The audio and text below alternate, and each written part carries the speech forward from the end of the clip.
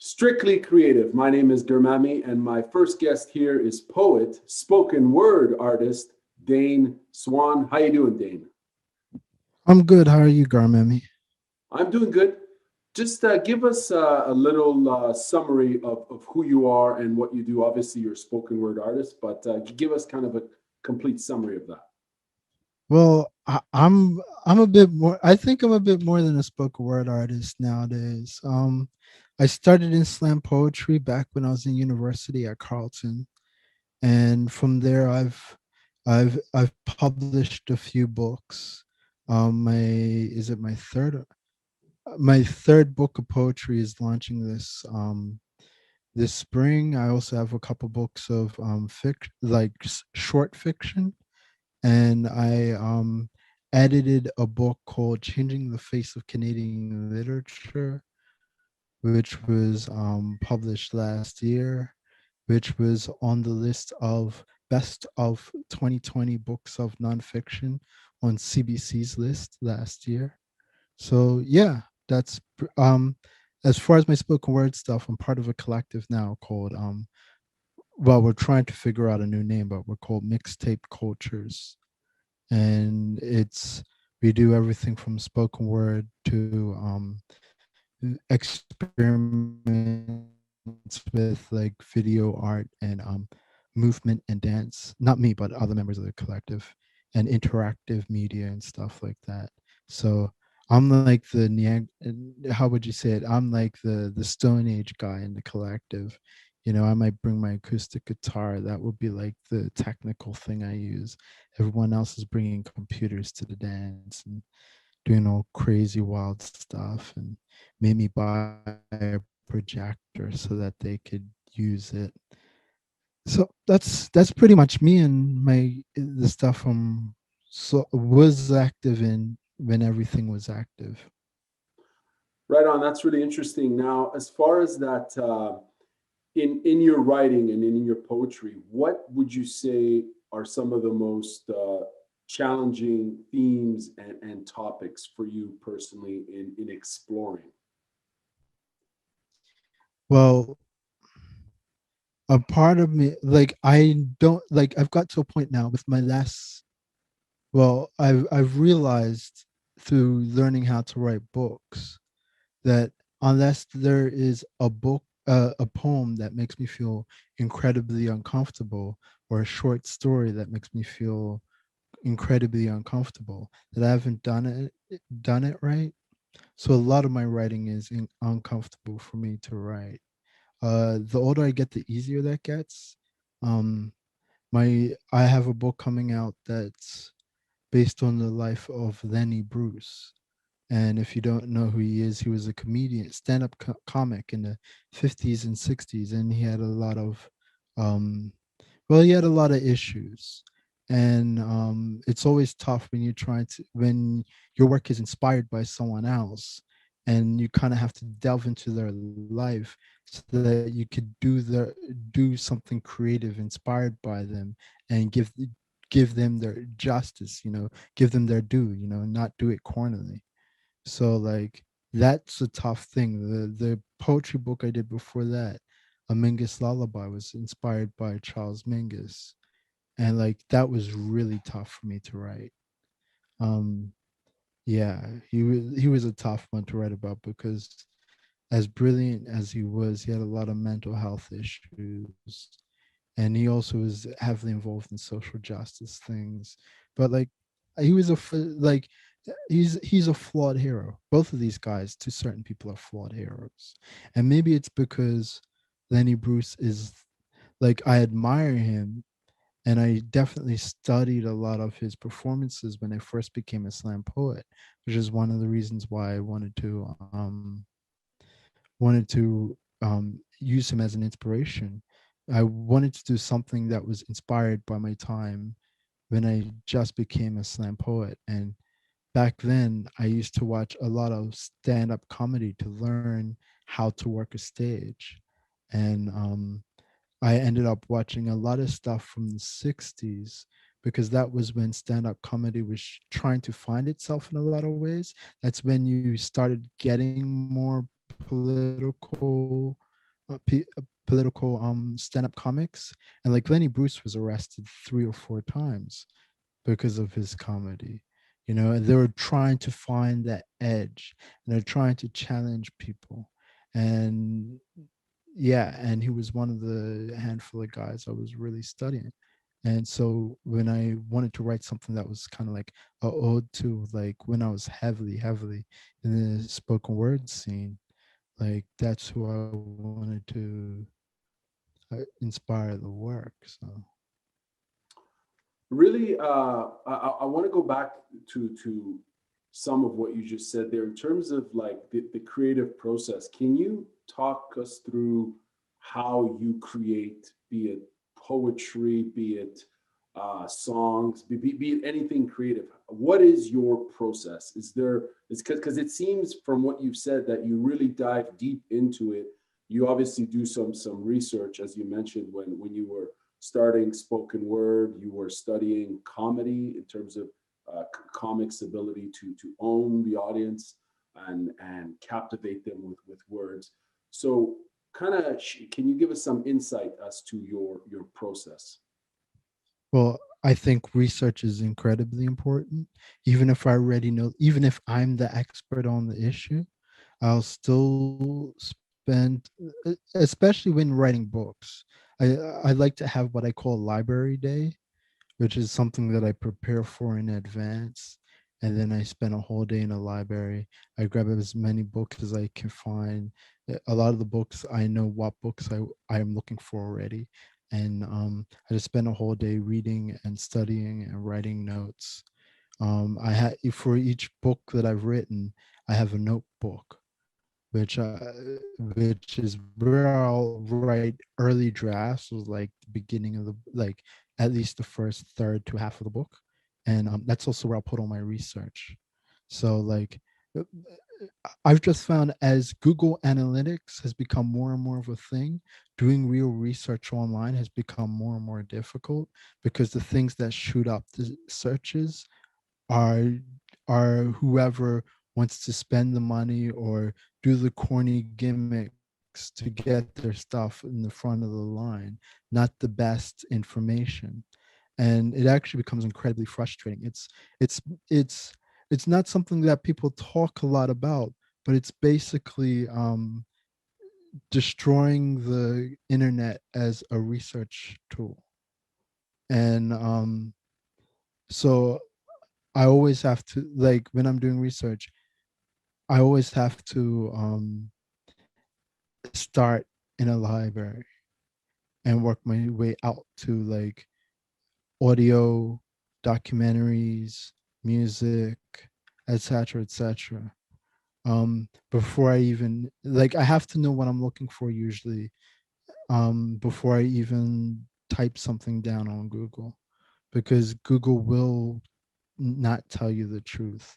You know, I had a book review, and this person was one of my books. This person was trying to be rude and very to the common person. It's read like they were complimenting me, but the whole thing was insults. Wow. And like there were a lot of red flags in that review. For instance, they got the number of wives that Mingus had wrong. And I thought, why did they get the number of wives that Charles Mingus had wrong? It's because they looked it up online. They didn't actually, they didn't do they were insulting someone who did this deep amount of research and thought that they could do that research shallowly and then look clever. So, and what they ended up doing is they only counted all of Mingus's white wives and didn't count any of his black wives because his white wives were mentioned on in Wikipedia. Which, by the way, Wikipedia even admits that they are not a research resource, but it's on the top of every search. So In terms of your process, do you find how do you keep yourself focused and disciplined? When you have a project, be it a book, do you like how structured is your approach? Do you have like a timeline and a critical path? Like, do you put on a project management hat on when you try to execute the development of a creative product, or is it more kind of just go with a particular kind of impromptu rhythm? Can you kind of characterize the process in terms of issues such as focus, discipline, motivation, and tempo? I think you have to split this into two different answers. Um, I'd say the most critical answer is that once you get a book deal, you have a deadline, and that will control everything.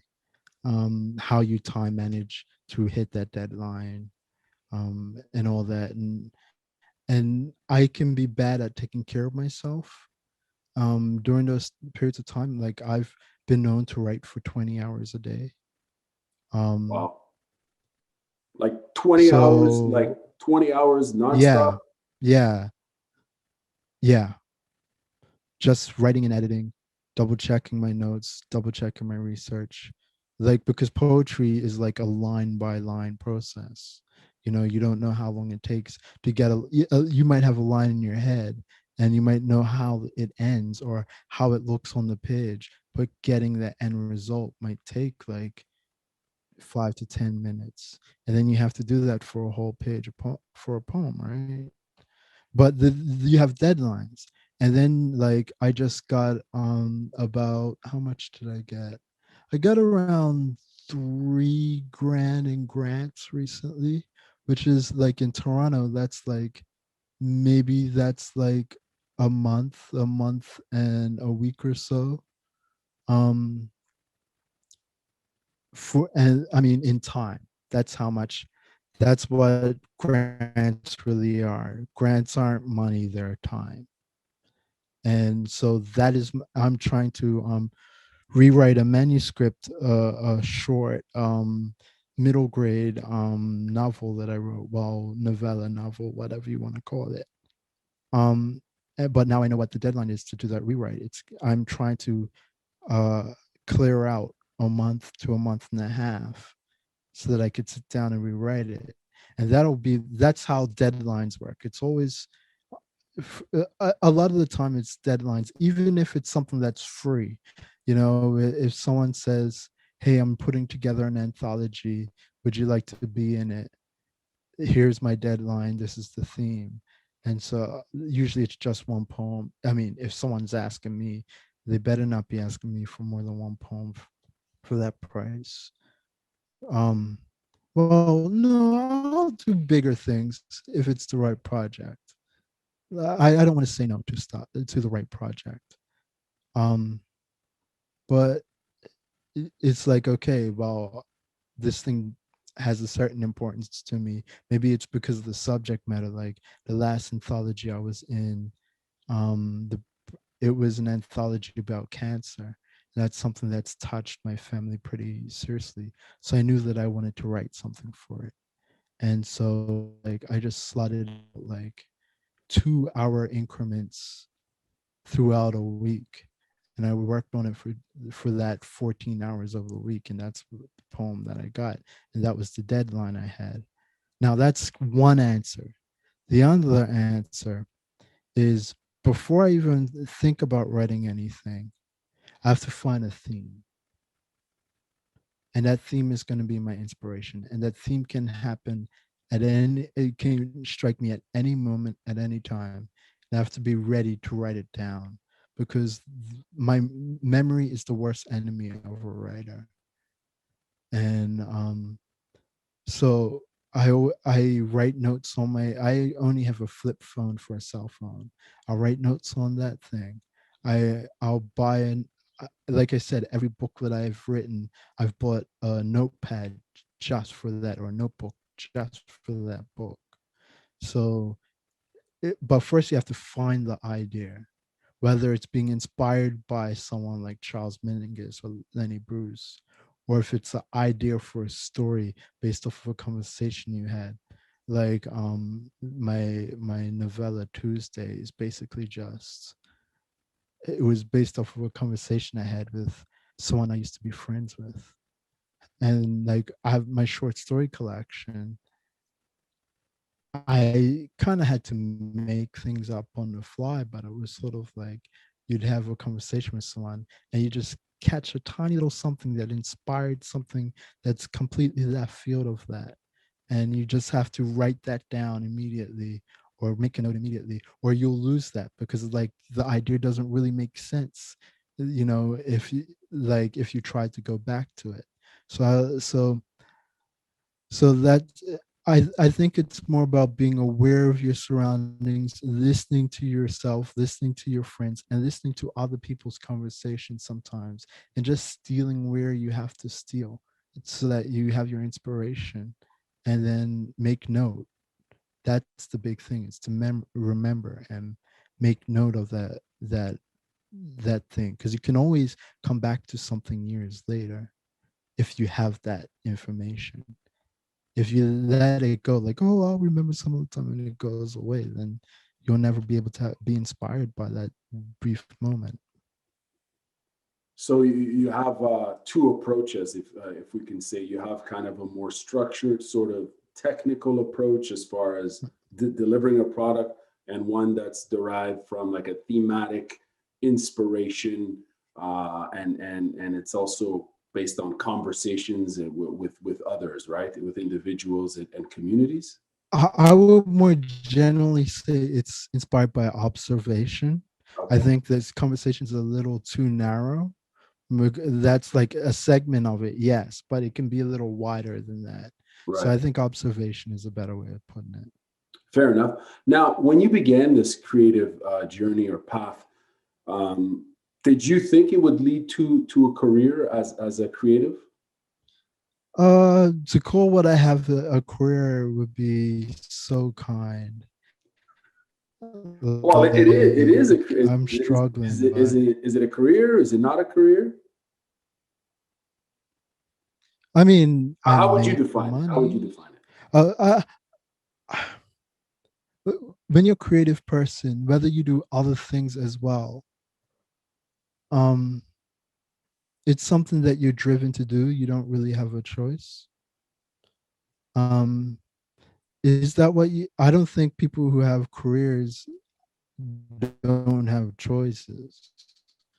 I think if you have a career, you have choice. If you're a creative person, I don't think you have a choice to be creative or not be creative. Um, People ask me to do stuff, I do it. So, you sometimes, usually, I get paid. I haven't done anything big enough to get paid handsomely, but you get grants, you get checks you don't expect. Like I made like well, I'm not going to talk about money, but like I already have, but I like this week I had like someone send me money from Eastern Europe randomly, and but like I could go, oh well, I did no work and someone sent me $50, but I was like, actually I wrote a story that they really liked and they wanted to use for something, and that's just, it's weird, like I can't explain it, because in other fields of work you don't do work on something, get paid pennies, and then years later you're still sort of getting residuals even if you don't expect residuals. Like it's hard to explain. And I haven't worked, like I said, I haven't worked on a big enough project for me to say, oh, this is my career, even though like if I sat down, like I haven't done well, but I can't. Well, sure, I can complain, but there are people making less. There's people making who haven't seen a check in months, because of what's going on right now. So, like, that's one thing. When I want to bust my butt, which I have these last few months, I can at least produce, like, I can produce income, you know. So, I guess it's a career, but not in the traditional sense. You know, my choice for working in this field isn't because I have to pay me bills. I'm sure it is, but but it's not like that's not my only reason to be in this field. You know, um, it's definitely something I'm passionately driven to do, and that's not something that everyone has the pleasure of doing. And when everything comes back to semi normality, I'll probably pick up another gig, which I'll probably do just to, like, pay the bills. And even if that's just part time, which will be my hope, like, I won't have the same drive. That's what that way. It's interesting when you're speaking about the word career was probably uh, is probably not what you would want to use as a word, but it sounds like there's a lot in terms of motivation, right? As someone who is a creator and being in the field of creativity, imagination, words, emotions, and so on. Would you say most people in your community are intrinsically motivated to create, like they have to create, or because you mentioned that a career is a choice, right? Yeah, So I don't think most people see that, but I sort of almost from the outside in, that's how I see it. Um, as far as being creative, yeah, I think most people who are creative and who spend as much hours as I have being creative, it's not a choice. It's something they have to do. And even when we're creating things that we don't like, the process of being creative drives us. And I think that's like, even if I was like, say, go if I ever had the opportunity to ghostwrite for someone, I would hate it, but I would be driven by the creative process. now you mentioned from the top that you're part of a collective of various sorts of artists. It sounds like it's an interdisciplinary sort of crew Yeah. of creatives. Speak to us about the role of community when it comes to being creative, and how much collaboration or inspiration uh, is encapsulated within a collective. Now, this is what I've always found fascinating, because I meet so many writers who are very isolated. Writing is an incredibly isolating endeavor, but as part of my practice, I've always had collaboration. You know, back when I lived in Ottawa, like a billion years ago, I would collab with people like Rise Ashen and Palm Squad, which is basically who would people know from the Palm Squad? My twin brother, who is DJ Demas of the Bellyful Sound, the guys from Thugly, Tom and Patrick, and Ian from Bonjay. So like we had like a DJ crew, and then I would like, and even when I came here, like I would regularly collaborate with my man from Brampton, Soul Staccato, and we have our own thing, Soldierous Productions. We put on events like slam poetry events, and did a bunch of music together. And hopefully we revive that. Well, I want to revive it as more sort of like a cooperative record label. Um, so like I've always, like, even if I'm doing this really isolating thing, I've always had a collective that I've been a part of, that like we're branching out and doing different things, whether it's entering DJ battles with Palm Squad, or putting on a show with the guys we used to co-promote shows when we were Palm Squad, or working on a song with Eric Rise Ashen, or whatever it was. I always, trying to fit in with Anthony Banfield and his circle. And like I've always been trying to like sort of weave that, because there's something to having a balance that like is really important to me. um yeah, and like that's really been on my mind recently because I've been remembering conversations I had. And I a friend of mine and I had a conversation with a really famous author once, and like we were at a fancy dinner for an award for like a literary prize. And I was talking about how part of my writing process involves, stepping away and having breaks and mental health and all that.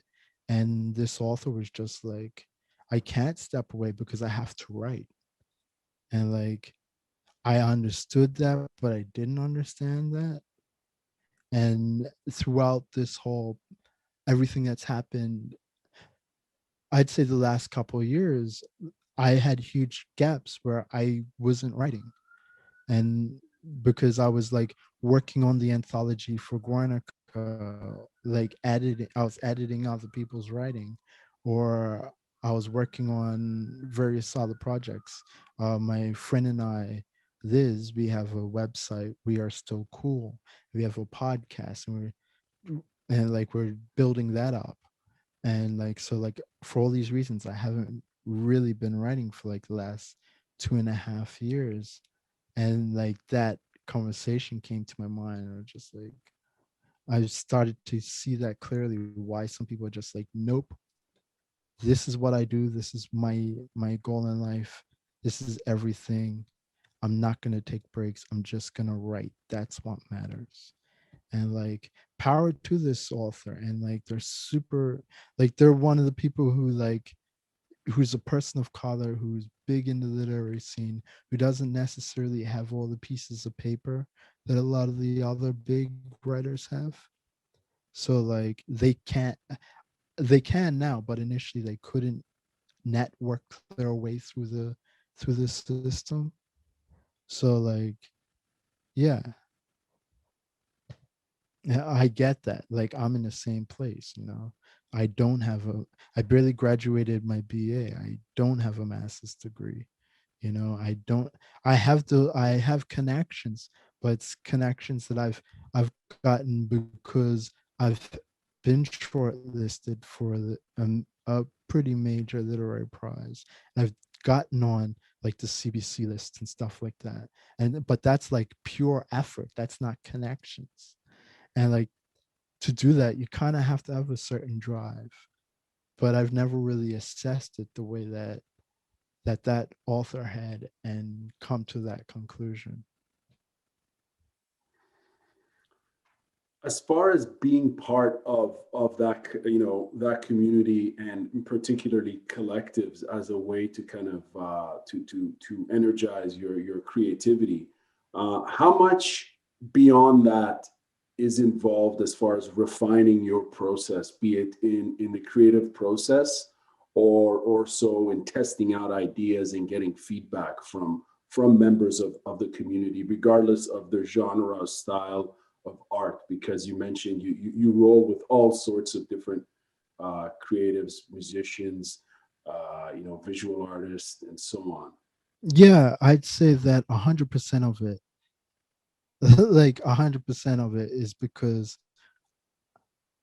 writers can be highfalutin jerks who think they're smarter than everybody else, and they'll surround themselves with like-minded people, and they'll get book deals because of who they know, not the quality of their writing.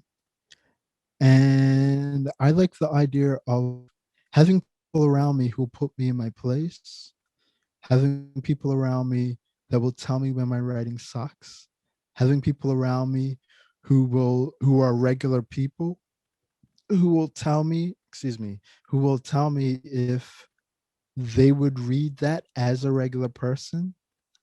Because you like, most people, most authors, they get their advance, they get their book, and then the book doesn't sell, and they don't really do anything to sell the book.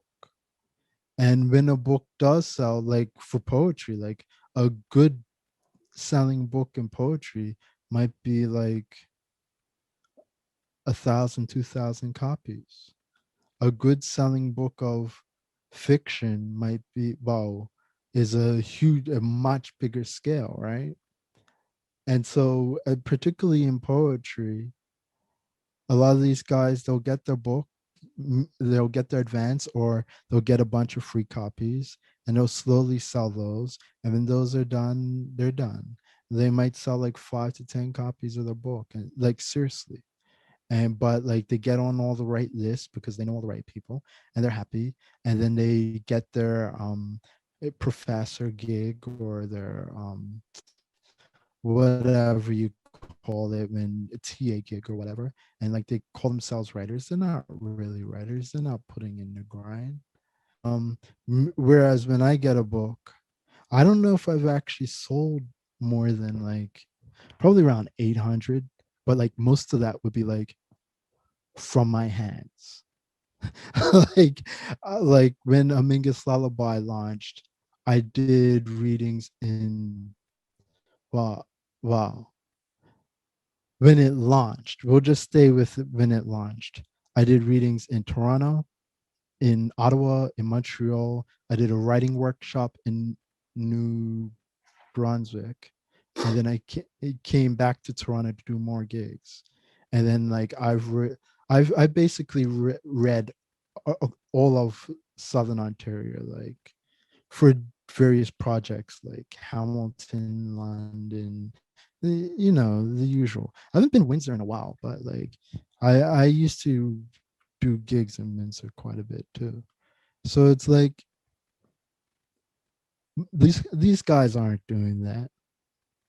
So like that's the reason why I get, honestly, that's the reason why I get book deals, because publishers know that I'll sell my book, or I'll put myself out there so that there's media and attention towards my books. Like it makes it easier when I'm as aggressive about my books as they're trying to be aggressive about the books. Well, it shows, a willingness to get after it, right? And the need to market oneself. I think Yeah. every creative, I think, there has to be that gusto to want to pursue it beyond. Because I mean, I don't know what your thoughts are on this, but like when one creates, they create a product, it's an artistic product, but there's more to the process than just the creation, right? There's the Yeah. marketing, Yeah. And I would also point out, like, at the very coldest level, we are salesmen. At the coldest level, we have our product is our art, and we're selling it. So it has to be something worthy of selling. If you make something so elite that the only people who understand are 5 people with PhDs, that is not a good product. It needs to be a product that that person with the PhD wants to read it because it is of a certain literary quality. But a regular person who doesn't even read poetry has to be interested in it if they pick it up and read it. You know how many times I've spoken to people and they said, "Oh, my son, oh, my daughter picked up my copy of your book and I can't get it back from them." That is what you're supposed to be doing with your writing. Just as much as you're supposed to get the person with the PhD going, "Oh, I see what this person's doing with their work. This is clever here. This is interesting here. This is an idea that I might want to steal here." Like, and this is what I think is lacking with a lot of Canadian literature. And a lot of that is because of maybe there's too much government funding, but like, I mean, I use government funding, so I can't complain that much about that. um but maybe it's just what I maybe it's just not enough quality control with certain literary presses, because they know that they can sustain themselves off of funding, and there's a number of and like poetry is not something that the big presses really pay attention to. If they do, it's more subsidiaries or small presses that they've bought and they sort of quietly own. um, and they don't mind losing a bit of money. But in those cases, with from my experience, like I sent a manuscript to Penguin once, a poetry manuscript to Penguin, and like I think they were more interested in theme and creating a literary story of what things are supposed to be more than they were interested in with this book of poetry sell, because to them no books of poetry really sell. So it, us picking it up is more about um, our press and what we want that press to represent on a prestige level, because any literary press, there are only two reasons to have a literary press: money and prestige. So you're either both of them, one of them, or you're not a literary press. You know, you're eventually going to die. Or your vanity press pretending to be a literary press. Um, yeah, and apparently Penguin doesn't see any prestige in my writing. 'Cause like, no, that was interesting, but we really like this, and this about that manuscript, but we're gonna go to someone else. And I was like, oh, okay, cool. But just keep hustling. Now, in terms of that hustling and we're there's so many different tactics and I suppose overarching strategies that different entrepreneurs and creative entrepreneurs uh, try to explore and execute. Leveraging social media, particular platform, online sales tactics, this, that, and the other. And a lot of that takes research and development, I suppose, and some professional development. Yourself, from what you've seen of your community, writers, poets, and so on, how much of that is done regularly? That sort of willingness to try new approaches and reinventing the business model, if or approach. I don't think it's any of the more modern ideas are properly leveraged. Like I'll send a book to a publisher and tell them, okay, let's do this, and this, and maybe a third of that is done. What I believe, first of all, when we look at the age groups of people who are actually reading books, beyond who are reading like young adult novels and stuff like that, um, it skews older. Yet we try to market, we like literary presses generally send all their books for review to literary magazines, which makes no sense because the only people who read literary magazines are writers. They're not readers. So one thing that I've spoken about to presses that I've worked with is send them to regular newspapers. Like people send stuff to the Toronto Star because like the Star has a review section, which is dramatically shrunken. So like those connections are sort of hurting right now. But like I got the best write up for Mingus Lullaby from like a local paper in New Brunswick. And because it was like the local paper for, I believe, Fredericton, it also somehow reached Moncton because it got that newspaper gets distributed in Moncton as well. And like that's a huge reach. That's miles. That's hundreds of thousands of people reading about me doing a writing workshop and about the book that I've worked on, and that wasn't my press that got me that all that got me that attention, or their PR staff. That was a friend of my mom who was helping me organize the workshop, was trying to promote the workshop. So she just did what she does when she works out of the uh, she works at the community center in her community, obviously.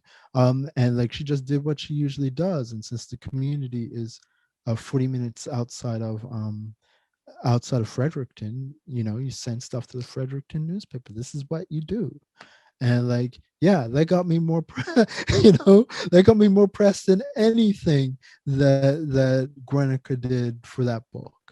And it was just like, that's what we have to do. Like, if a person's doing a reading in London, you contact the London, whatever the paper is in London.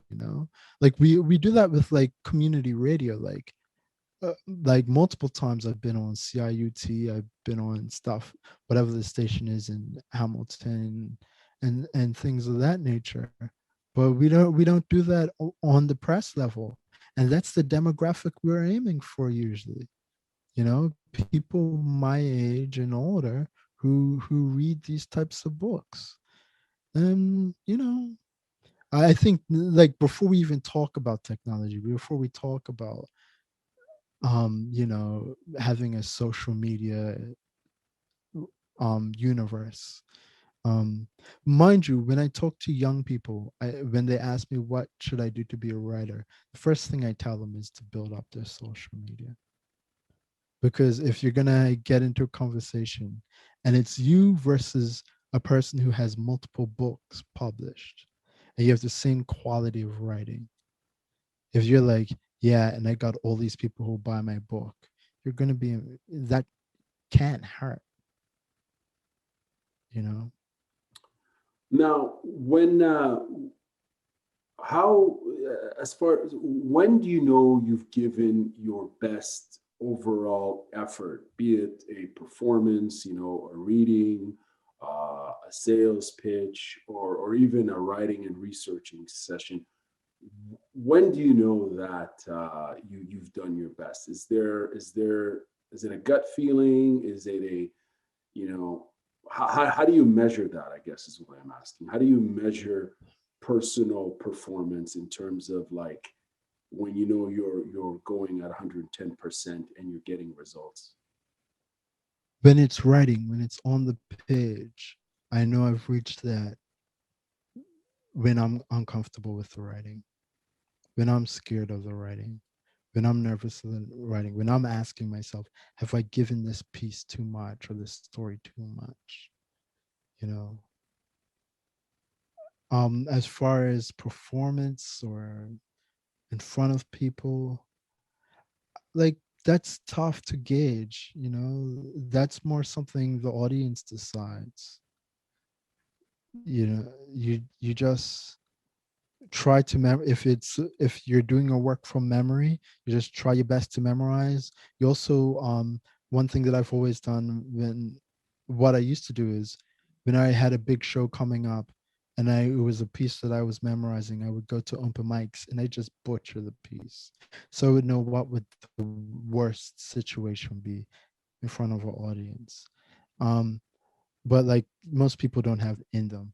So like, what I would suggest is memorize the piece, but also figure out what you can cut out or what you can change if you start forgetting the piece. What are the, like, every poem I've written has like a certain amount of points or lines that I always want to hit. And if I mess up the stuff in between, once I get to those points, no one will notice that I've messed up. So that's what I would recommend with other writers, is making sure that you have those points. I'm sort of not getting to your point, but uh, when it comes to performance, it's not really about me, it's about the people. And the reality is, even with my answer with written work, like, when I went to, this is going to sound kind of la-di-da, but like, I that's the nature of being a writer and being on the literary side of writing. The first time I went to Toronto International Festival of Authors as a writer, as a guest, um, I decided to go to all the readings, not just the ones I was reading at. And people would always say, "Oh, when after it's published, it's not yours, it's the readers, yada yada." And I thought that was such nonsense. And then, like, I didn't really get that when I was just writing poetry, but when I started writing fiction as well, I started to understand that a bit more.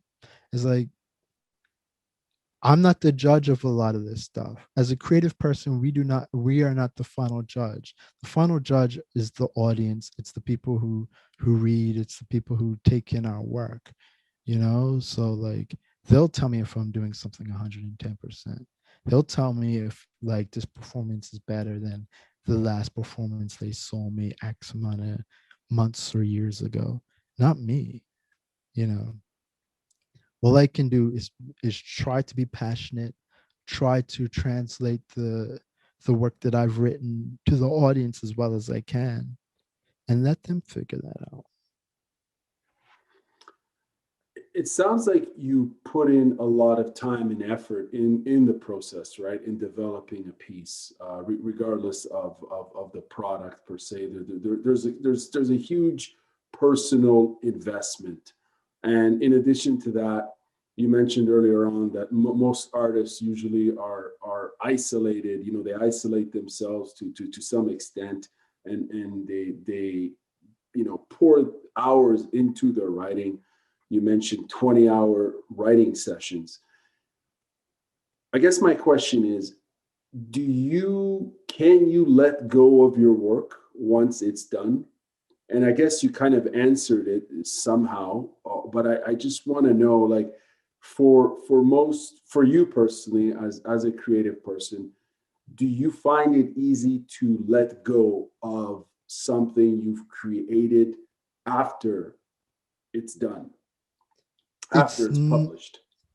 it's not about ease, but it is something that you have to learn to accept, and that is the difference between a professional and an amateur creative person.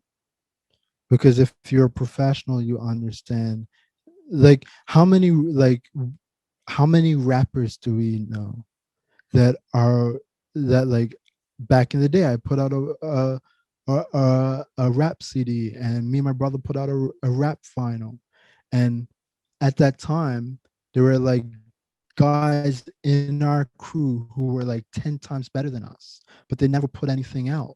Why? Because it was like, oh, this isn't perfect. I got to do this, that, the other. And it's like, that's the difference between a pro and an amateur. An amateur is trying to perfect this thing. A pro is like, I have a deadline. This has to get done.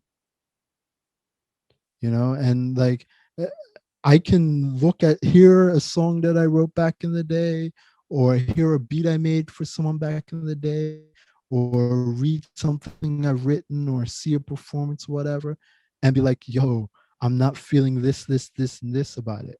But it got done.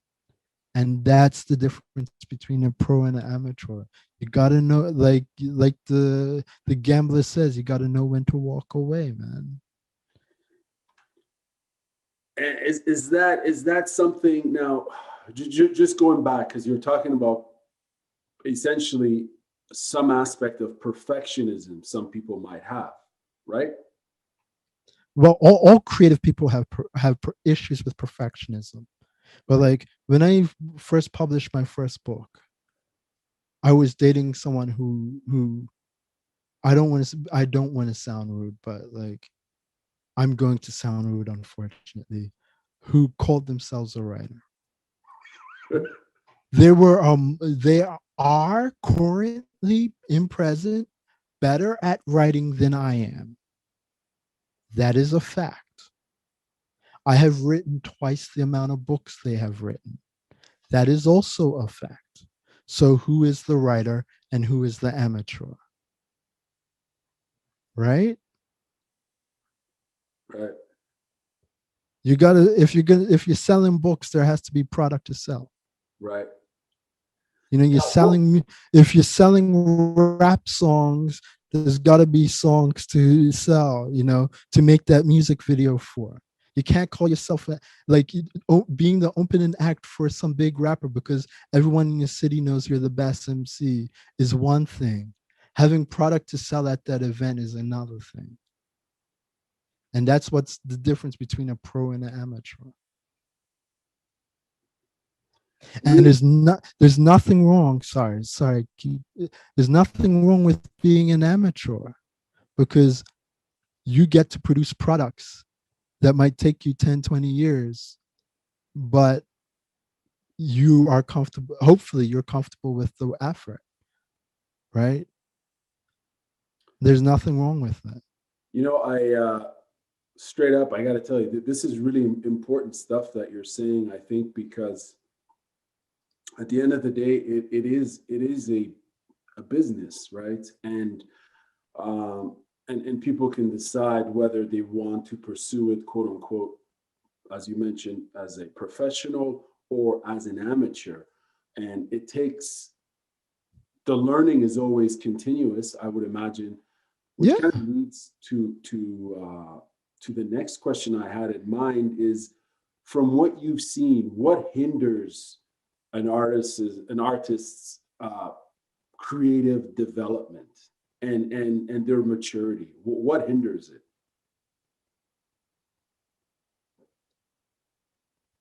I would say not being able to clearly define what they are, you know, like if this professional and amateur thing, this whole idea, like if we go back to this, like if you're so much of a perfectionist that it takes you so long to create a product, then there's nothing wrong with that. But like then don't call yourself a writer, or call yourself or don't call yourself like a professional writer. Call yourself, I don't know, a writing enthusiast, or or or a researcher, or a perfectionist, you know and or an aspiring writer. And once you understand what you are, I think it makes it easier for you to create a system of how you work. Because if I'm an aspiring writer, even though I have like 2 books out, I know I can take my time. I know I can create a methodology that I'm comfortable with, so that if this book takes me 5 to 10 years, it takes me 5 to 10 years. And I don't have to put the type of pressure on myself as someone who's trying to produce multiple, like my last handful of books all came out in the same, like in a 2 year span, like 3 books came out at once. And then I had the last 2 years I've had books I was editing come out, and now my next book of poetry is coming out, and I'm starting to work on fiction. And that's the reason why my production slowed down, is because I'm learning a new genre. And like I've put out fiction, but they're like short stories and a novella. And I'm trying to write a novel, which is like daunting. But um, if you're doing this as like a serious, like this is how I'm gonna pay a certain percentage of my bills, like you have to be methodical, you have to be planning. And if you're one of these people who says, oh well, I just take it from the air and pluck it out, and that's my creative process, then we're not doing the same thing. We're not involved in the same version of art.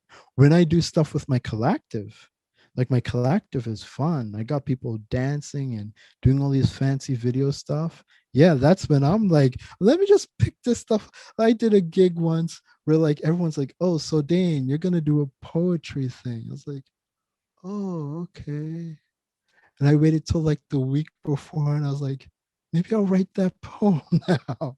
And then I was like, they're like, Dane, you got to have video for your thing. You're bringing the projector.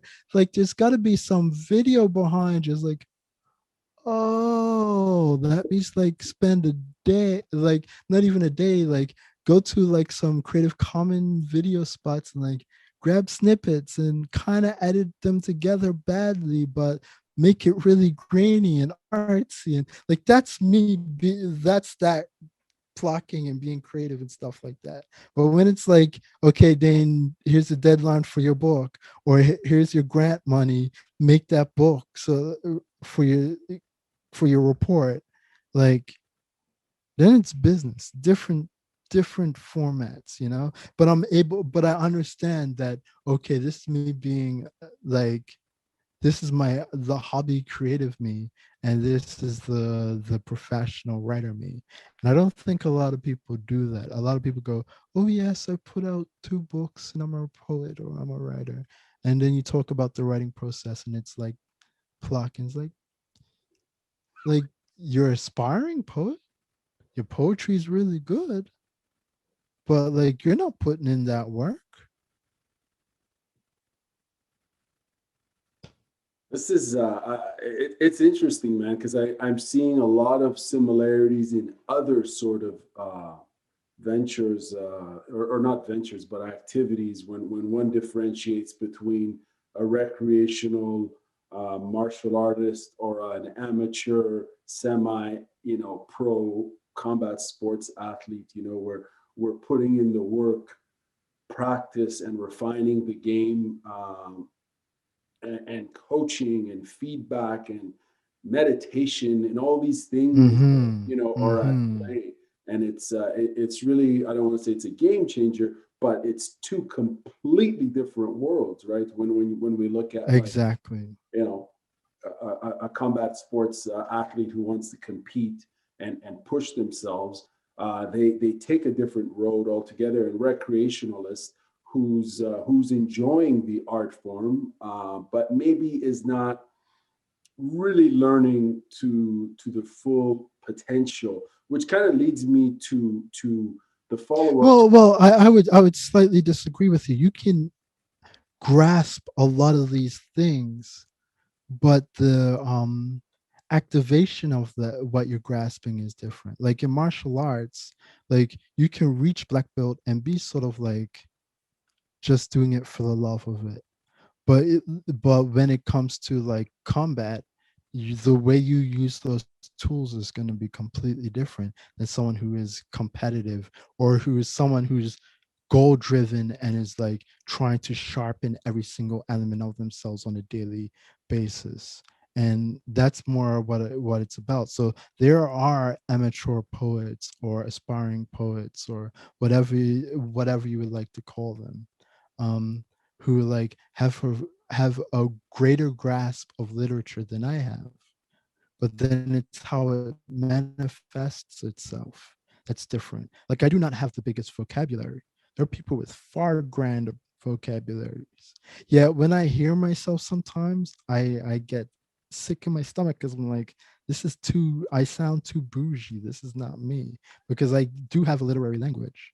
Um, but even still, it's not at their level. But when I manifest it on the page, I think my results are better because mine is sharper, it's more direct, it's with a clear guide and understanding of where I want things to go. All of my poems usually have multiple meanings to them, and that's intentional. And that's something that I've had as part of my practice since day one.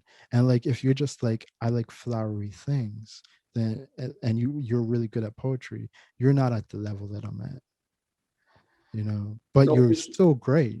yeah, no, for sure. And just going back to my explanation, at the end of the day, whether one chooses, a recreational path, or as far as martial arts, just for losing weight, for finding peace of mind, or whether one wants to compete at even at a regional level or whatever. I think both, as you mentioned, they're worthy.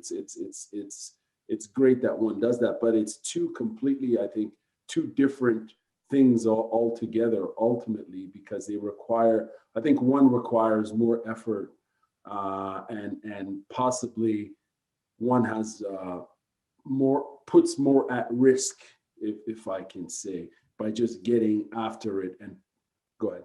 Yeah, that's the point. It's the risk. Right. That that is the point. Now, what would you say? Initially the question is, what hinders one's creative development, and ability to mature as a writer, poet, etc., artist, creative? The flip side of that, what fosters that creative development and augments it, and almost, if it's even possible, speeds it up? Is there such a thing?